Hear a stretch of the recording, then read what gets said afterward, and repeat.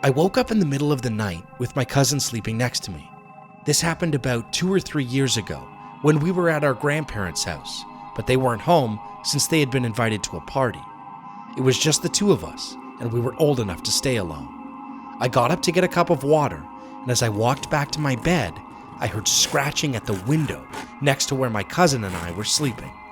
I was too afraid to remove the curtain, so I just laid back down.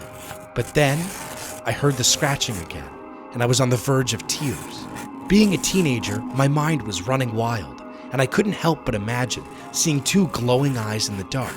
I have had night terrors before, which made my fear of the dark even worse. I woke up my cousin, who was initially frustrated with me, but then he agreed to check the window. He put his hand on the curtain, pulled it back, and suddenly, there was a high-pitched scream. I started crying uncontrollably, but my cousin covered my mouth and jumped onto the bed, warning me that it was a skinwalker and that it might hurt us. The creature screamed again, and I was crying so hard but silently. My cousin told me that when he pulled the curtain back, he saw it running on the walls like a deformed wolf, and then it jumped onto the balcony and hopped off, screaming all along. I was in such terror that I couldn't believe what I was experiencing. We lived in the city. This was unheard of. After the screams of the creature, I passed out. When I woke up, my cousin told me that nothing else had happened. We immediately ran outside in the fresh morning sunlight and checked the windows. There were long and jagged scratch marks on the windows and walls, and we could see paw and human prints on the walls. I went to check on the pet goldfish that my dad had left outside in a bowl of water, and to my surprise, they were all gone. Only a puddle of water remained on the ground. We didn't tell our grandparents because we were afraid of something bad happening to us. You might not want to believe me, but I know what happened that night. The claw marks, high-pitched screams, footprints, and everything my cousin saw will stick with us forever. My name is Zach, and I have a girlfriend named Mira. One day, Mira and I were walking towards school when we saw Jace and Vasco.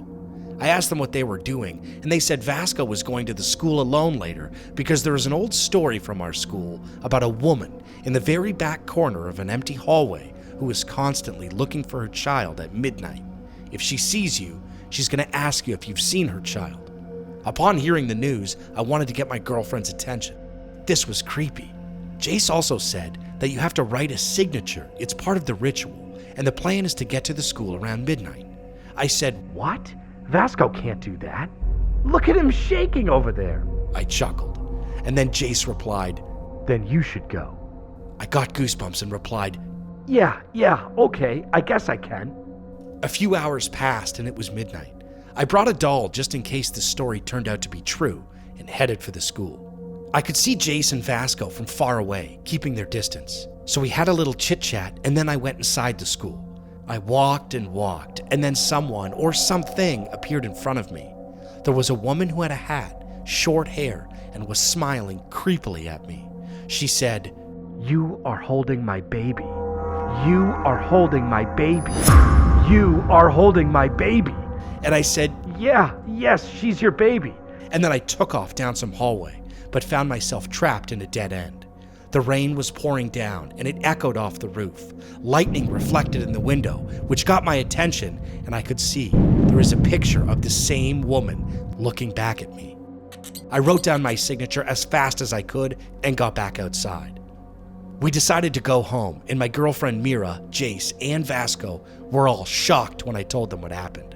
I wrote my signature on the window and not in the picture.